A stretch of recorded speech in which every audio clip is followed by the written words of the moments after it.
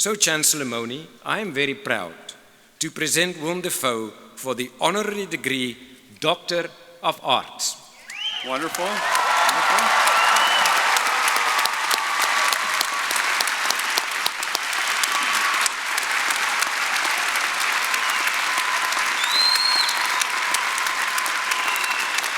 Thank you, Provost Britz. Upon recommendation of the faculty of the University of Wisconsin-Milwaukee, and by the authority vested in me by the University of Wisconsin System Board of Regents, I am pleased to confer upon you, Willem Dafoe, an honorary degree, Doctorate of Arts.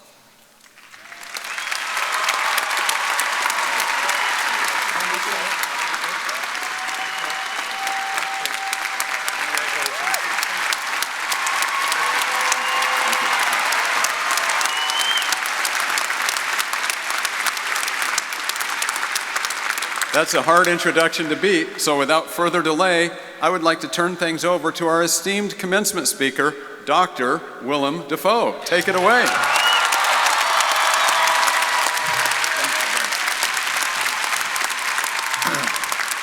Thank you so much. Thank you for those kind words, that long introduction. Sorry. But thank you, and good afternoon, Chancellor Moni, professors, guests, families, screaming babies, and of course, the stars of today, you graduates.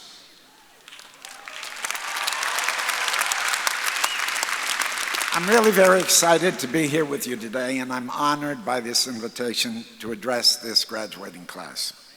It's odd to be here at UWM after almost 50 years, addressing a large group of people on this special occasion when I don't personally know them. I will try to draw on the wisdom of something theater director Robert Wilson once told me regarding authentically connecting with an audience. If you try to reach everyone, you will get no one. If you try to reach one, you will get everyone. So, I guess I will speak to my younger self in the audience, and I hope it resonates with you. In the fall of 1972,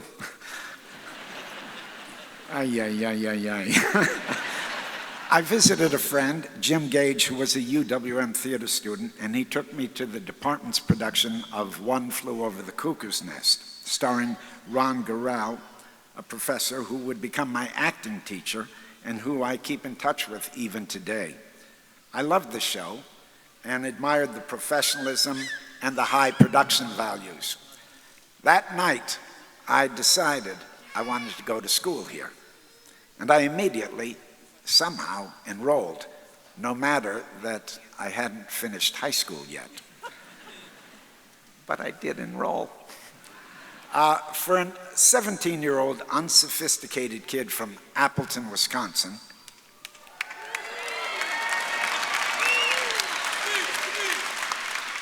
with a vague notion about being an actor, UWM appealed to me because Milwaukee, by comparison, was a big city with cultural and urban advantages, and I liked that UWM appeared to be largely a commuter, blue-collar campus that was serious-minded and in the world, as opposed to the bubble of a traditional college town school.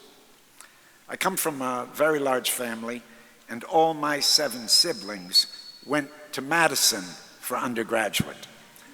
I chose UWM.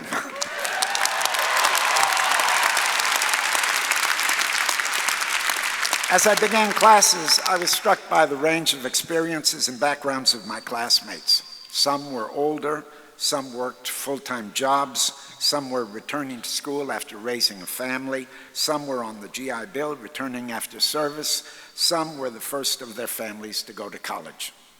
Also, the faculty was not cookie cutter. Their teachings were diverse, and they were big, colorful personalities. The theater classes were short on theory and long on practice.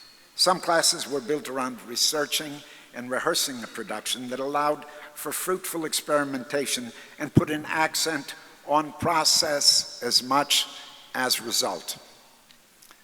My time at UWM was formative and positive. It marked probably the first time I decided to pursue acting, not necessarily because I thought I could make a career of it, but more because I found what I loved to do. At 17 years old, I wasn't really that too concerned about making a living yet, but I knew I had found what I thought I was meant to do. That was an important step in pursuing a productive life.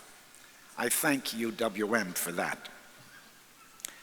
While I was a student, I also had to work as a dishwasher, a loading dock worker, and even a stint as a graveyard shift factory worker at a bindery that printed so-called men's magazines.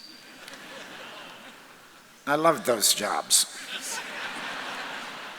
Sometimes it's not what you do that's important, but the attitude you do it with that matters. I'm reminded of the old joke. A guy goes to the doctor because he develops a rash on his hands. The doctor examines him and asks, "What do you do?"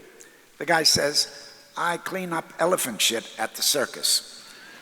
The doctor says, "Maybe you ought to quit that job." The guy says, "What, and give up show business?" My point is, I always try to be happy where I am, take care of what I can control, and let go of what I can't. It's so important to meet things as they are, not as you wish them to be. There's an old Chinese proverb, "The one who forces nothing can accomplish anything." Assess situations, be objective, be determined, but don't complain or worry excessively. All grumbling is tantamount to, "Why is the lily not an oak?" Self-acceptance and composure attracts people. Egotism and negativity repels people. I've been an actor for 45 years. The acting profession is filled with uncertainty and rejection, and that has forced me to develop equanimity and flexibility and appreciate my failures are as important as my successes in my growth as a person and as an actor.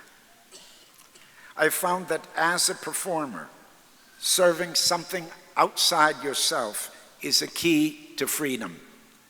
I feel myself most creative when I go towards someone else's vision, usually the director, and try to understand, realize, and inhabit it. I learn something when I give up some control and work with new impulses, usually the characters, that aren't necessarily mine. That new knowledge transforms me and becomes the heart of the performance. And if it's authentic and transparent, the audience experiences it with me. You can dream of new worlds and new ways of being. I don't see much difference between living and working, or gaining knowledge in your work, or evolving as a person. Each one is part of the other. I cite these things that I've learned through my profession because I'm guessing they can apply to all professions. I can only speak of what I know, and more importantly, know what I don't know. Be at peace with yourself. Find what you love and practice it any way you can. Serve others. Make every step a pleasure. And trust it will take you where you need to be. Thank you for listening.